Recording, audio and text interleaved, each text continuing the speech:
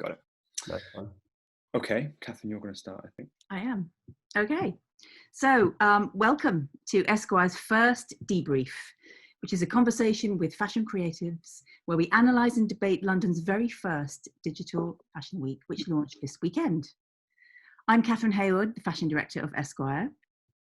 And I'm Charlie Teasdale, style director of Esquire. We are delighted to welcome our four trailblazing guests here with us today. I'll kind of do my little intros. We have Nicholas Daley, a finalist of this year's LVMH prize. Nicholas founded his eponymous brand in 2015 after completing the menswear BA at Central St Martin's. Nicholas, correct me if I'm wrong with any of this, please. Some details here. Based out of a studio in Tottenham. Nicholas's work looks to explore the confluence of national identity, community, and culture, and holds irreverence and the enjoyment of fashion in high esteem. One of the experiential highlights of London Fashion Week, Daley has been part of the BFC's New Gen programme since spring-summer 18. His shows are less catwalk presentation and more gigs in the round, which kind of feature his collections. And that creates a sensory space of music, culture, and fashion. Nicholas continues to collaborate with Adidas and Fred Perry, and his stockists include Beams, Essence, and Dover Street Market, and Browns, I believe. And then we have Dean Cook, who's menswear buying manager at Browns. He has overseen the menswear at Browns since 2015, and in doing so, stewarded the iconic Mayfair boutique into a new era. In addition to the original South Molton Street store, which opened in 1970, there is brownsfashion.com, Browns East in Shoreditch, gender-neutral, tech-led boutique and exhibition space that sits at the cutting edge of fashion retail, and Browns Nomad, a roving pop-up space currently in Berlin. Thanks to a considered mix of established brand names and emerging designers, Browns has become a hyper-cool destination store for serious followers of fashion once again. Priya Ahluwalia graduated with an MA in 2017 from Westminster University. And this year she became one of the 8 finalists of the prestigious LVMH prize. Congratulations. She's at the vanguard of a new generation of young, responsible designers whose design ethos is centered around sustainability, community, and the importance of representation. She's made her mark with collections created from vintage and dead stock clothing, and of course, broke new ground this weekend with the virtual reality launch of her second book, Jalebi, which further explores what it means to be a young, mixed heritage person living in modern Britain today. Welcome. And Edward Crutchley launched his eponymous label in 2015 after more than a decade, consulting for major fashion labels, including Kim Jones at Louis Vuitton, and more recently at Dior. He is a double winner of the lucrative International Woolmark Prize last year, and Crutchley's opulent textiles are sourced from wool weavers in his native Yorkshire, silk developers in Japan, and ikat prints from Southeast Asia, which is his very eclectic approach to highly crafted garments, which have won him many fans and stockists around the world, yet are still designed from his small studio in London. Welcome all. Hello, everyone. Welcome. Hi. Shall we whip round and do a little fun intro question? First of all, we're now a few months into this lockdown. One of the things that I've been enjoying doing is tie-dye, clearly. It's a great skill of mine, and it's not sort of brown and faded and rubbish at all. Priya, what's one of the new things you picked up in lockdown? I've been doing a lot of baking. I can make a lemon meringue pie now. I've done like millions of stuff, and I can also run a 5k without stopping, which I never could do before. So I'm inspired by the Browns runners like Dean and Lee and that running all the time. So do that. Serious guys. Dean? Yoga. So first day of lockdown back in, I think it was early March, right? I said to myself, right, I'm going to start yoga, and I've done it every day since. Oh, brilliant. And I've quit the gym. I won't go to the gym. Obviously, they're not open, but I won't be going back. I'm going to carry on with the yoga. Nice. And I love it. Good. Nicholas? For me, I've got back into martial arts. So I've been doing karate at least 3 times a week. And my sensei just, they're allowed to do group sessions again. So actually on the weekend, I was there with my sensei at St. James Park, which has been good because I think you need to have some stress relief. And it's something I did when I was younger, and now sort of reconnecting with that. So it's quite nice to sort of keep fitness and health and well-being over this lockdown period. So yeah, karate has been my getaway. Nice, man. Edward? Well, not exercising. And I think the main thing I've learned is how bad I am at cross stitch. So won't be doing that again. Okay, that's good to know. Me, I should contribute to this. I started playing or learning to play the ukulele. You don't want to. It's not good. Wow. I like it. Do a deep dive into Catherine's ukulele, but maybe we don't have time for that. I'll serenade you all out afterwards. Yeah, that'd be nice. So thank you for skills. We're going to dive right in. So with London Fashion Week complete, the very first digital one, very simply, did it work? Was it a success? And I'm going to start off with Priya. Oh, okay.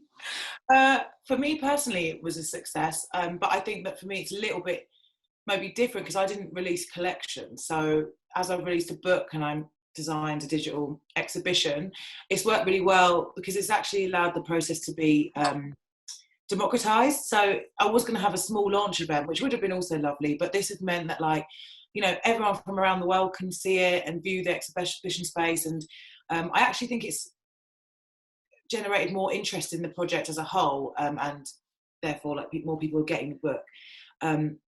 I think it's the democratization of it's nice, and also that it means that people can go back to it because it's on the schedule. But I guess for me personally, I haven't done a collection, so it might not be. I can't give the answer on that specific type of project. Did you find, as a whole, were you able to look at others going on? Yeah, I mean, I'm still catching up because there were so many different things. But yeah, like, it was really nice to see also a different mix of stuff going on. I definitely think that the digital platform is a really great thing. Like, even when we can, you know, sit in the same room as each other, and maybe people will go back to having shows.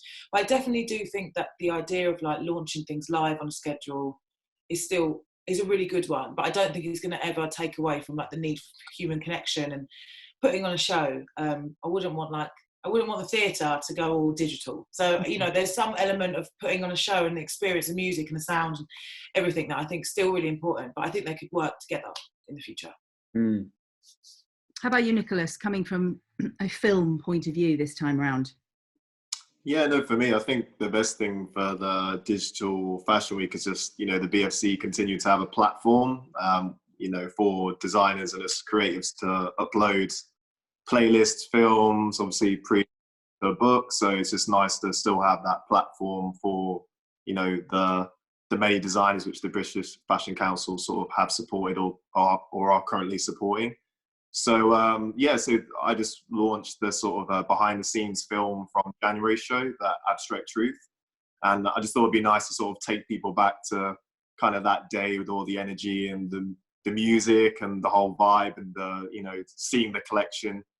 So I thought that'd be quite a nice thing to sort of like launch as part of the Digital Fashion Week. And also they asked me to put a playlist together with just some tracks which I've been listening to like over the period, you know, just to add that in it, because obviously the music element's really strong within my work. So yeah, no, I think it's always good to have that platform and that space, you know, for all designers and all creatives to upload their sort of feelings and collections and books and let people enjoy it. So Ed, I want to ask you, sorry, Charlie. Go on, go ahead. I wanted to ask Ed, having decided to do something in September instead, what was your perspective on it? I tried to follow the schedule as it was going live. And I think there were elements that worked and elements that didn't. It was at times it was quite frustrating to have to wait 20 minutes for something that was then 2 minutes long and then having to wait another 20 minutes.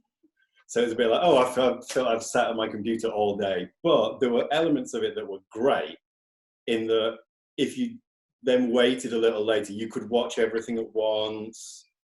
If something wasn't piquing your interest, you didn't feel that you had to commit to it because there was something else to look at. In general, I think it's a really interesting move forward. I think it's the start of something that could be great.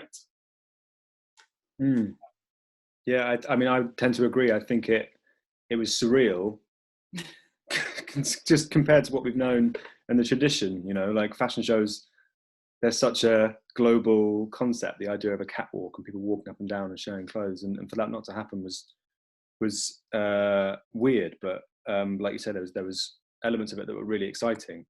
Dean, what was your kind of perspective from a retailer buying point of view? Yeah, I think I've got 2 points of view. I thought it had everything. I really did. I thought it had, you know, if you wanted to see some fashion, you could. If you wanted to see music, you could. It just had everything. And like Edward said, you could watch it when you wanted. If you wanted to watch it Saturday morning, you could. Sunday night, collect everything up, make your notes, you could. I think that's why I say it had everything. It kept me engaged. And, you know, like Edward said, you could turn off if you wanted, or rewatch it again. You know, it was there all the time. As a buyer, did it work? No, because we didn't see any product, really. There was a lack of product.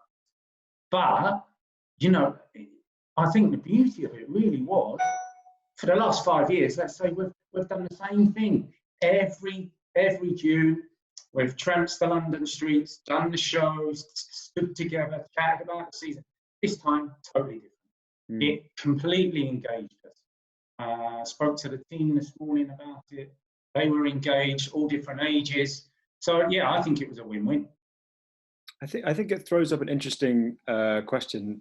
So I'd be interested to hear what you think about this, Nicholas. And that, like, what's the role of a fashion show in 2020? I mean, for me, I've always just seen fashion as a vehicle to say much more. That's the reason why, you know, every show I've done, I always try and bring my community with it and all my loves and supporting the greater network. So all the, you know, I guess, you know, like what you said at the introduction, sort of fashion show / gig. So, you know, obviously I am a fashion designer and that's what I've studied and that's what I'm really, really passionate about. But why not have some of the best musicians who I think are currently, you know, from my generation, whether that's just Shabaka Hutchins or Yusuf Days or James Messiah doing some poetry. So I think, you know, that's how I approach it, is trying to create this experience. Because I know, you know, not every buyer, not every press is going to like my stuff. And to be honest with you, I'm fine with that. You know, like, I'm doing me. My label's called Nicholas Daley. I haven't called it anything else. So for me, it's like, you come to my show, you experience all the different senses almost, like, you know, whether it's the incense, which I've developed in Japan and that's burning, whether it's the sounds of, you know, all of the musicians what are playing, and obviously the collection, all the fabrics and textiles and how we choreograph the actual performance, whether it's in a church or a working men's club. So for me, I'm trying to definitely try and push what a fashion show can be or should be. I mean, I've had buyers who just don't get it. Like, sorry, Nick, don't really don't get this show. So, but I've had other press, you know, who've been like, wow, that was amazing, you know, send me more links of all these musicians, or, you know, this is such a cool venue, or, like, you know, they felt a really emotional connection. So for me, I think, you know, you're not going to please everybody. But the main thing is just making sure that you feel inside as a creative that you've done the best job and the most honest way of conflicting your creativity to the mass, really. Edward. Yeah, go on. Sorry. No, Edward, I know that you are going to be part of the September happenings. Yes. Are you frustrated that it's not going to be a show, or is this a new feather to your cap? Oh no, I think it's really exciting. I think it's exciting to explore a new way of presenting something. I mean, I've done films in the past and I enjoyed and hated the process. And I think this will be exactly the same, because it isn't easy. But at the same time, you can show more in a way. through a film with the right direction and the right DOP, and you can show elements that you couldn't show live, and you can also give that experience of being at a show to everybody, which I think is quite interesting, and that's something that I want to explore, is like, how do we make it a video better than a show? Have you got enough time to do it? I suppose that was a time problem for everybody at this point, isn't it? Because it was announced during lockdown, and then it was just really difficult to put anything together. Our factory opened 10 days ago, so we're catching up with autumn-winter production. Fabrics are launched, sketches are done. I need to do the tech packs this weekend, and then I'll go and launch on Thursday. So yeah, we should have plenty of time. I mean, intrigued as well, because Priya, your exhibition, should we call it, was probably my favourite thing from the weekend, and just the concept of it I thought was ace, and it did kind of sit in this place between a film and a fashion show, and it was kind of interactive, but also it was kind of trippy as well. Was that something that you've wanted to do? Was it something that kind of just materialized in the time frame that we had, or how did it come about? I was meant to have a launch event, like a human contact one, before lockdown, and when it started becoming really obvious that it wasn't going to happen, it got cancelled.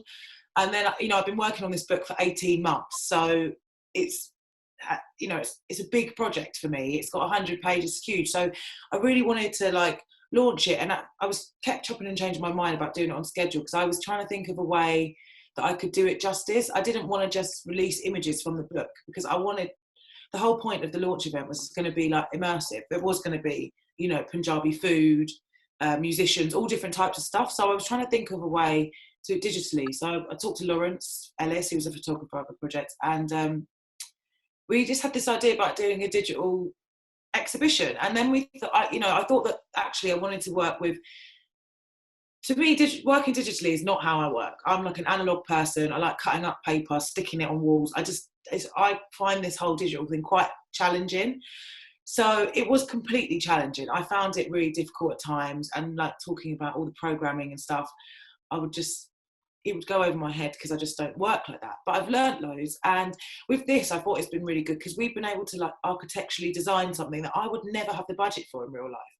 I had the walls of the exhibition, there was 4 walls that were moving video. There was sound connected to an interview with my nana about her experiences moving to this country. She would never have got up and spoken about that in front of people. So things like that have worked really well. And plus, we got to have the walls that had links to the greenery outside, and that's actually 360 imagery that Lawrence took of Southall Park. So we really got to design space. Yeah, it was Southall Park. We really got to design a space that I would never have been able to in real life. And then also, as Edward was saying, if someone wants to click in it and zoom around the room in 30 seconds, they can. Or if someone wants to go in it like they would at a gallery, go to each point in the exhibition and read all the information and watch the films and stuff, then they can also do that. So it was very different, and it was challenging, but I do think, it was good in that way. I think there was definite examples of creativity this weekend that not so much that you wouldn't have seen before, but that just, you wouldn't have seen them before because they wouldn't have had that platform to exist before. Dean, what were your did you kind of witness a level of creativity that you maybe haven't seen for the past few years? Or yeah, as I say, I just thought it really kept me engaged, where before you go to one of the shows, you wait for the next show, you have a walk around the inside, you see the same people, you have the same conversations, how your season's been with the other buyers. But I just thought this one was, right, let's get all the designers, and you do what you feel is right for you at this point. Yeah. And that was why it worked. It worked because we didn't sit in a fashion show and watch the collections come down the runway. It was, each and everyone done something completely different. Even Catherine had a part to play with the interview, and I'll come on to that later. But yeah, I thought, you know what? Would it have worked in one of the other countries? I don't think it would have worked as well. But I thought, you know, in terms of Paris and Milan, but I thought I thought it was really, really good. And I thought the creativity from the designers was very strong.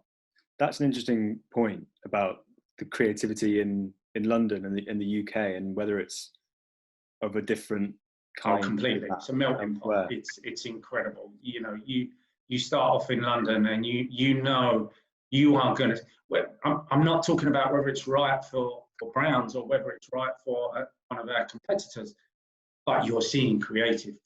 You're really seeing those ideas come, and it's not just about commercial product with a logo, or it's about creating something. And that's what you get in London. On that note, in terms of what you can actually buy, I wanted to go back to Priya. So I'm obsessed with Priya at the moment. But because it happened at this exact time in 2020, I felt as if it was a much more political weekend, and it was a much more, there's way more emphasis on the sustainability thing. You know, it's become a huge rallying call now, and you're right at the front of that, Priya. How can it, because as we all worry that something happens and then we all talk about it for like 2 or 3 weeks and then it kind of gets put to a side and then this sort of weird new normal happens. How can we sustain the sustainability side of things from your point of view, being at the front of it all? I think that there's so many different elements to it. I'm going to try and say it, not go on at you for like 2 hours.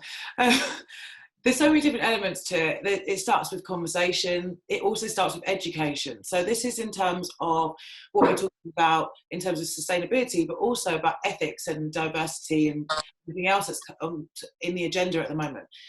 It starts with education. People have to know about what's going on. You know, when I released Sweet Lassie, no one had a clue. I mean, even till I made the book, as I was doing it, about what was happening to our clothes and we gave them away. So why don't we know that? You know, clothes are a big part of our life. So it's about getting education first. So even with this, whether it's in schools or colleges or from other designers like ourselves or whatever, putting information. Magazines.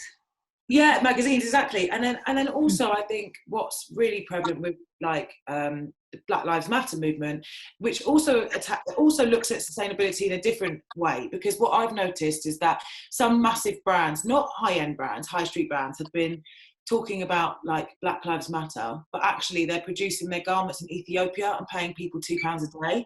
So that is not right. You know, you can't say something on Instagram and then actually exploit people. Or for example, COVID has meant people, big companies have ordered loads of clothes and then said to the factory, oh no, we're not paying our order because of COVID, and left these people destitute. They don't have a social system that's going to help. So the thing is, I think with the protests at the moment and the bigger conversation about sustainability and this call-out culture, which I don't always agree with, but it has made people look to themselves and check themselves, you know, like people are starting to think people could actually start calling us out. And if that's how it's got to start, for people to look and improve themselves, and that's how it's got to start. It's unfortunate it's got to be like that. But I think that the constant discussion of it, and also, you know, just it takes like designers, editors and everyone to not let the conversation slip, like not say, okay, 3 weeks time, let's talk about what we should wear if we were going on holiday when we're not, or whatever it would be. So I think that like it takes everyone to keep talking about it, but also it really has to be like institutional. Sustainability, people have to care about it, and diversity, people have to care about it. It's more than choosing a t-shirt that's made out of organic cotton. You have to implement these things from every part of your business. So whether that's sustainability, so you're thinking about where you source your materials, how you ship your materials, how you put them together, how you sell them, how you package them, or diversity, are you paying your factories fairly? Where you're sourcing those materials from, whether it's Asia, Africa, do you have a diverse workforce? Do you think about models? Do you think about the voices, like sending out messages? Are they diverse, or is it always middle class white people, or is there a mix of people? Is there LGBTQ people? You know, it's about implementing that at every single stage on both prongs. And breathe. Yoga. Because you're working a lot with Dior, but you're also working on your own label in London. How do they compare in terms of the sustainability thing? Have those messages gone through to kind of the big juggernaut labels? Yes, it's a rather difficult question for me to answer because there are certain things I can say and certain things I can't. Of course. In terms of my own label, I mean, firstly, I think sustainability is such a catch-all phrase that it really has no meaning in an effective sense. Personally, the tiers that I look at are people and planet. And my primary focus is on craft and trying to continue existing craft in a way that feels modern and applicable, but also something that's really important to me is knowing every stage of where every one of my products has been made. So in theory, if you bought a jacket from me and you said to me, I want to know the person who set up the wall, and I want to know who the person who washed the cloth was, and I want to know the person who did the pattern cutting, I could tell you every person that's done it. And I think that, for me, is the essence of what I want sustainability to be. The second tier for me is biodegradability, because I was reading an article the other day that the American national parks, which is 6% of the landmass of the US, have the equivalent of 21 million water bottles dropped on them every year in microplastics. That's 6% of one country. And I just don't think I can personally allow myself to continue using synthetic fibers. And that goes for recycled synthetic fibers, which actually give off more microplastics than new synthetic fibers. So biodegradability for me is a really big thing. But that's always been something that's it's not been a conscious thought process. It's just been a natural choice, I think. The main problem we are always going to have with sustainability is education, because organic and recycled are really easy to understand. The only way we can have an effective industry-wide change is scalable growth in sustainability that goes across high street, designer, luxury, and can be made in large quantities, because the reality is we're not going to buy less, but we need to buy better. Well, speaking of buying better, Nicholas, you tend to focus production and making and designing in the UK. If I'm right in saying that. How important is that kind of local industry, local in the kind of national sense? Yeah, no, I think for me, it was very much, even from my graduate collection, I tried to, seek sponsorships from Irish mill companies. Some of the mills I actually worked on my graduate collection, I still work for this day. So there's a nice journey with them. And, I've been to the mills myself, and a bit like what Edward was saying, really, sort of echoing his also thought processes. Yeah, kind of knowing exactly where the product source and the fabric and the machinists which I work with, kind of the levels of detail which I go into, like going into, say, Trickers, for example, who I've collaborated with the last 4 seasons. There's like over 2 processes which go into a handmade shoe, and you sort of go around the factory and you see fathers and sons and people who've been there for generations, and being from the Midlands as well, it's quite nice to get back there and sort of support even more locally. So so to collaborate with other brands like them which have such a strong heritage, and I think especially in the UK, we've got so many great mills in Scotland and Ireland and in London and the Midlands. That's why so many companies from Russia and China and are coming in to try and buy all these mills, or have bought a lot of mills, especially in like the north of England. So yeah, I guess there's a great long heritage and long-standing sort of that high level of quality, and that's kind of what I was always really interested on and wanted to sort of incorporate within my work. So even down to the buttons, like they're produced in Gloucestershire using like Caruso nut, which is all sustainably sourced. So for me, like even down to the buttons, you know, I try and make sure that I try and do my best as a designer. But ultimately, you know, I'm still growing my brand. It's down to the bigger brands and the bigger companies to make the adjustments, because they're the ones that will really make the big effect. And it is good to see more larger companies trying to move in a more positive direction. But I think exactly kind of said what Priya and Edward was saying is education, letting people know, consumers, manufacturers, you know, the bigger companies, like we all need to become more educated on this issue, because, you know, we all want a planet, you know, to sort of be sustainable, especially now, you know, just looking at how things are sort of panning out. So yeah, definitely from my side, it's just having that level of consciousness, and that's something which I always try and put into my own collections. Dean, from a kind of consumer point of view, have you noticed any changing habits in how people buy at Browns and the choices they make? I think from a buying point of view, the good thing is we're hearing it a lot more.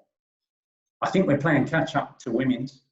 Women's, you know, we sit down as a company and go through what is our sustainable stance and what is our conscious, where are we across men's and women's. And you know, men's, unfortunately, has got a long way to go to catch the women's team in brand-wise and what brands are doing. In terms of the consumer, I'm sad to say they're not there yet. They're not. I don't think there's enough out there. I don't think they're, you know, we've said it 3 times already, and I'm going to be the 4th. Education about sustainable products and right away through the industry. The consumer, maybe as long as it's got a logo, a badge, or it's the brand of the moment, they don't care, unfortunately. But this is where I think the brands need to start producing sustainable products that are so desirable. That's the talking point. Yeah, that's where we are. I mean, we look for it. It's an important, you know, it's a tick box, let's say, when we go out buying. Right, these are the things we're looking for. Right, definitely sustainable, tick. But as I say, men's it's getting better. It's getting better, and the bigger brands are getting there. You know, it's not like their full collection is sustainable, but they'll have elements of it. But yeah, we've got a way to go. Yeah. I think it was quite telling as the shops reopened this morning that all the reports were of huge queues outside Primark throughout the entire country. Oh my God. Like, I literally, if you could kind of measure the amount of people who are have been sort of waiting for kind of the shops to open, you think, and that was the scene this morning.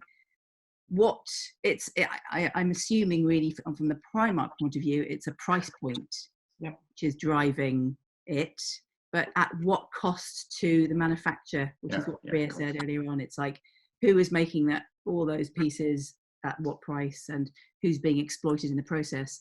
And it's really, I suppose, all our jobs to kind of shine a light on that, to kind of educate people into what they are exactly spending their money on.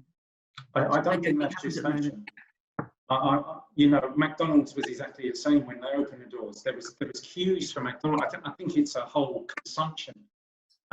So I don't think it's just down to our industry in terms of fashion.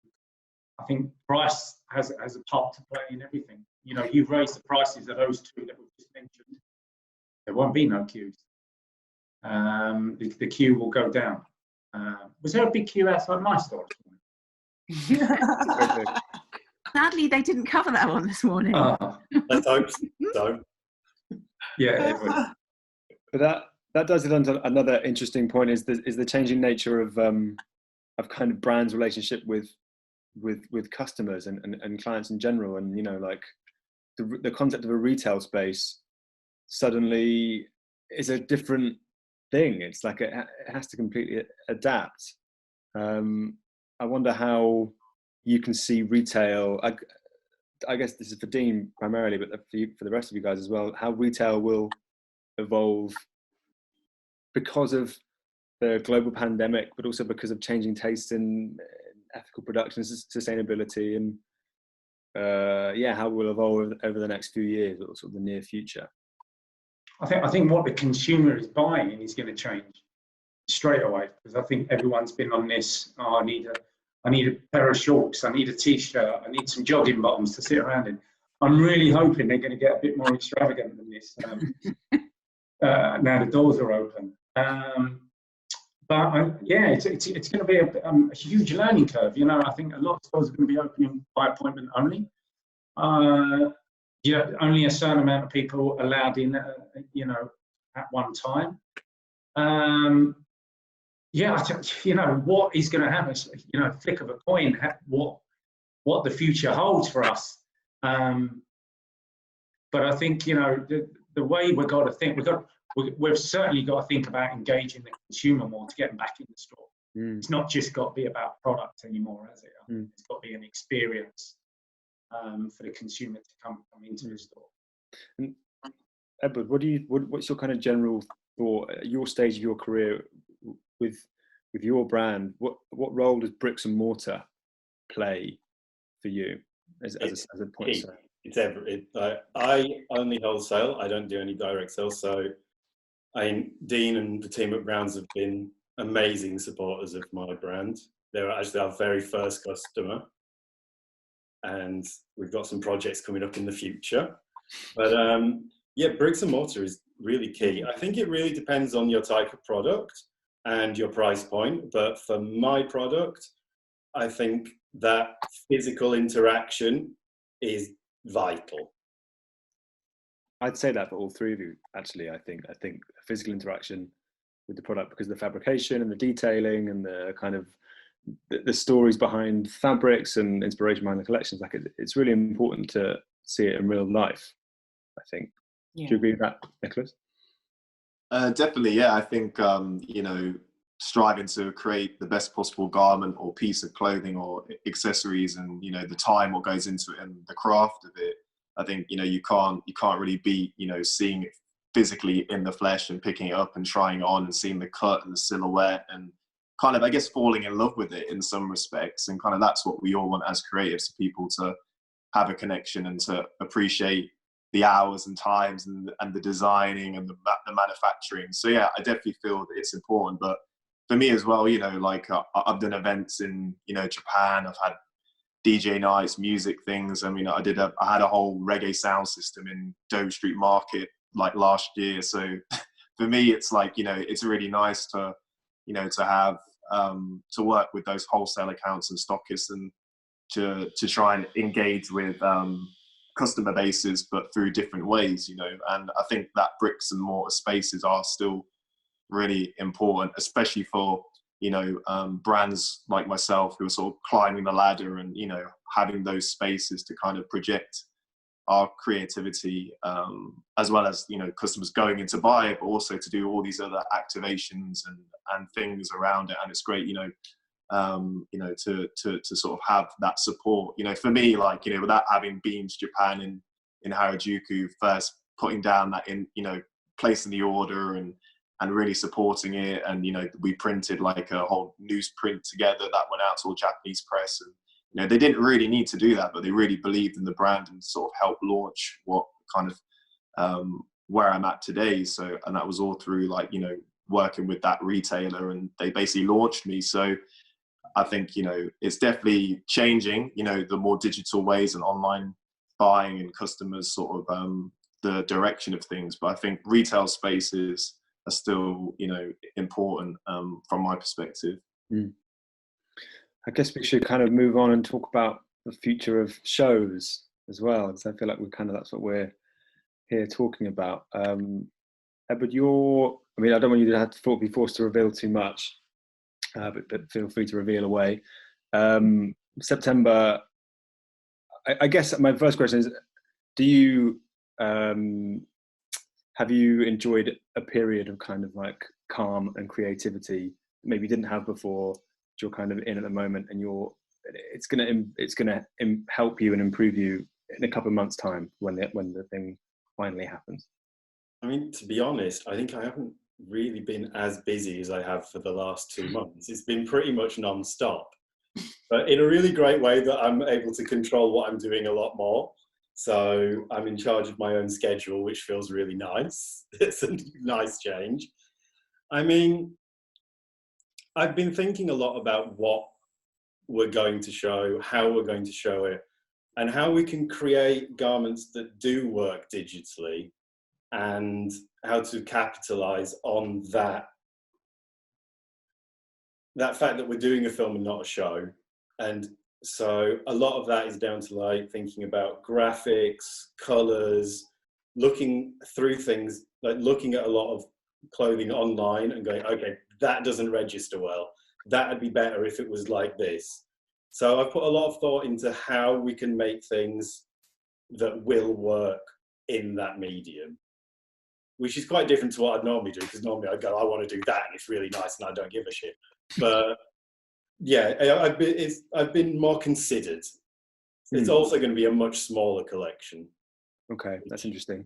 Is a good thing for me, because you always make this stuff that you know isn't going to sell, but you just want to do it. And you're like, this time, right, I'm going to still have that element, but I need to back it up with something that's going to actually be good commercial product. So it's been a really interesting way to do a range plan, to balance those two elements, thinking about how it's going to be seen. Priya, how has this weekend just gone changed your view on what you have to do at a fashion week, at London Fashion Week, or wherever it may be? I mean, it's opened up opportunities and shown me like what you can do with digital, and like how much of a huge audience you can reach with it. You know, the book launched on Friday, and like I've had loads of sales in Australia, and like a couple in Canada, and quite a lot in New York. And I just wonder whether if I'd launched this book in a London gallery, would that really be happening? And I don't think it would. So I think it's like, because I only wholesale as well, and so I kind of rely on like the stores like Browns, for example. We've got a big worldwide presence to put my brand out there, because I don't necessarily have the budget to. Well, I don't have it at all actually to like advertise globally. So I think what it's really made me think about is how I can get that global reach myself without having to pay, you know, thousands and thousands of pounds. And I think that it's really interesting what Edward was saying, because I think it's exactly that. How can we make what we like making, but make it more appetizing for a digital context? I don't really know what I'm gonna do next, to be honest. But I definitely know I need to like think about both the digital and the physical. But I really don't want to like say this is the end of shows, because I think shows are amazing. But I just think we've got to work both things together. So. And it's affordable. They are unaffordable most of the time, aren't they? So it's for younger designers, it can be very problematic. Nicholas, sorry, your turn. Yeah, I know. Sorry, my phone cut out when we were doing this. Apologies. But yeah, no, for me, I think kind of echoing Priya and Edward really, with, you know, I think the shows are really important. You know, for me, bringing the community together is kind of a big part of what I do. And although the last one with the after party and the main show, you know, my first full runway with like 26 looks, it was a lot of effort, but and it really pushed me. But I do think it's really important to still have those physical spaces and places for us as designers to kind of show our artwork and our designs and whatever we're trying to sort of put out there to the fashion community. So yeah, no, I think that's very important, you know. So Dean, you, as someone who I imagine has been to a lot of fashion shows, do you consider them an essential element of the kind of ecosystem? I enjoy them. Yeah, I think, you know, when the clothes are right, the music's right, the atmosphere's right, you know, you only have to look at people's faces, how you put a smile on their face when they leave, how enjoyable they are. But I think, you know, what we've just seen at London Fashion Week has also you know, said that, you know, we can do other things. We don't necessarily have to do a show all the time. And I think this is a bit of a learning curve for everyone, that, you know, you can still make a point without sending, you know, 25 looks down a runway. And, you know, Priya, you may not have got those people interested in your product, in your book, if you've not done what you did. So I think that's the interesting part. You know, this is fashion. You can do anything. It's not necessarily you got to do a show, but I do enjoy it. So do I. I miss them. Yeah. Yeah, I mean, sorry, go on, Catherine. No. I was going to say I miss them too. No, from my point of view, I love, as you say, it was all those elements are irreplaceable in a digital format. But I discovered people and young designers this weekend that I'd never seen before, didn't know what they did. And that was quite a beautiful moment, because I probably wouldn't have gone to that small presentation or that particular show if there was something else on that I needed to see. And I loved the flexibility of this weekend, and it was the discovery, the curiosity and discovery part that I really appreciated, and I hope there's more of that. But you're right, there were sometimes you had like 5 minutes and then you had to wait for 20 minutes for something else which was really small. But I think at the same time there were other areas that you could explore while you were waiting. So I feel that maybe going forward we have shows, but we have after the shows have finished, then we have these platforms that are these sort of voyages of discovery that we currently kind of don't have. I guess we could kind of wind it down a bit now and just, I think we've covered some good stuff. We've talked extensively about shows, and this is only just the beginning. So we look forward to seeing you every month for the next few years talking about every development. It'd be nice just to finish with people's individual highlights of the weekend just gone. I can start if that's easy. I've kind of already said it, and it's a bit embarrassing because you're here, Priya, but I thought the Debrief presentation with the gallery and the car and the gallery and the stuff on the walls and just the weird physicality of it, I thought it was ace, and I thought it was a really exciting, weird, cool way of presenting it. And yeah, well done. Thank you. Do you want to say what your highlight was? Yeah, I mean, I'm a bit the same as Catherine, because I know, like, I've got friends on schedule. So, like Nicholas, for example, I straight away was going to go and watch his video, which was amazing as always. I'm a massive fan of Nicholas's shows. But again, I'm the same. I've got to look at some other things that maybe I hadn't looked at before. And also, I loved quite a lot of the discussions. I watched the discussion with Bianca Saunders. I liked hearing what that panel of people had to say. And also, I really enjoyed Robin Lynch's collaboration with Rafa. That was great. And I really like the way she done a behind the scenes video, because it's sometimes nice to see how the creative mind works. So I think it was also nice that we got to see in general people's backstage bit, as well as the shiny thing we show at the end. Yeah. Dean? Yeah, I enjoyed Robin's collab with Rafa, but I'm a little biased there. Yeah, the bikes. A little bit cycling. No, I thought, as I say, I thought it was very entertaining. As I say, yeah, there were so many different touching points and so many different things going on. It was all pretty engaging. One that put a big smile on my face was Charles Jeffries and Jason's Closet last night. I just sat there with a big smile on my face. I was just thinking, this is brilliant. Well, you're never going to get this anywhere else. Yeah. Any other city of high fashion, this is just brilliant. And it was amazing. But there was a lot of good stuff. I was very happy. Nicholas, what was your highlight?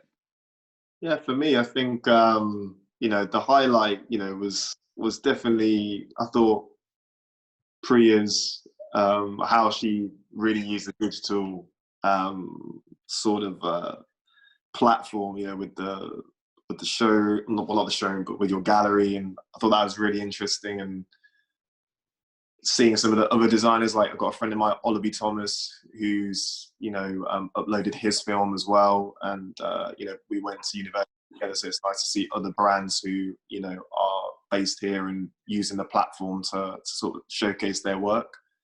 But overall, yeah, I think probably the main highlight was just, you know, seeing that the BFC was still active and willing, like I said at the very beginning of this conversation, to have that platform, and for us creatives to kind of still, you know, put our messages across, you know, like whether throughout all of the different brands. But I think, you know, I still need to probably go back in and look through some of the discussions and panel discussions and sort of recap on what all the other designers did. But yeah, no, there's some really good things on there. So, and it was nice that I was able to contribute as well, and, you know, to sort of show what I've been doing from the Winter 20 collection. So yeah. Edward. I have a few. I mean, I loved what Stephen Jones did with Nunuri, and that just sort of completely escapist, glamorous, fabulous, exactly what I needed. I quite like the short films that Great had done.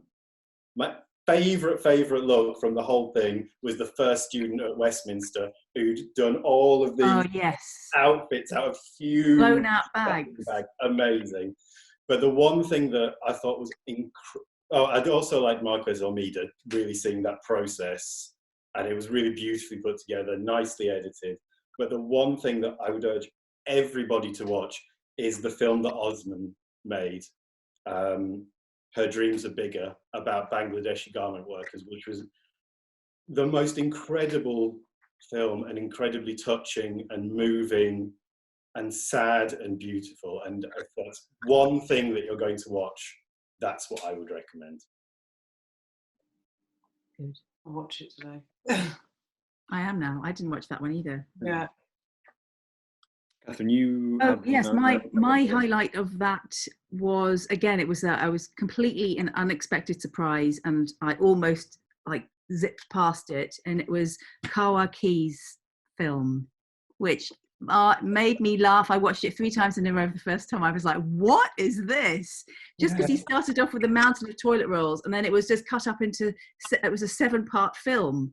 Like, it was really well done, and I loved it. And it had a mix of his vintage pieces and like new collection, and he just mixed it all together with his business partner, who I think is Finnish. He's from Hong Kong, so it's this kind of weird hybrid of Asia and Scandinavia all mixed up together, and I loved it. That was my highlight. Watch that one. Okay, so I think we're almost left as well. Thank our guys for being here with us today. Thank you, Priya. Thank you, Nicholas. Thank you, Edward, and thank you, Dean. Yes. And thank you to those of you on the internet at home, or wherever you may be, who've tuned in to watch this. I hope it's been interesting. I've certainly enjoyed it. And so this is our inaugural Esquire debrief. I think we'll do more. Not sure when the next one will be, but we'll let you all know. So yeah, thank you. Thank you, team. Thank you. Thank you very much. Appreciate it. Thank you. Bye.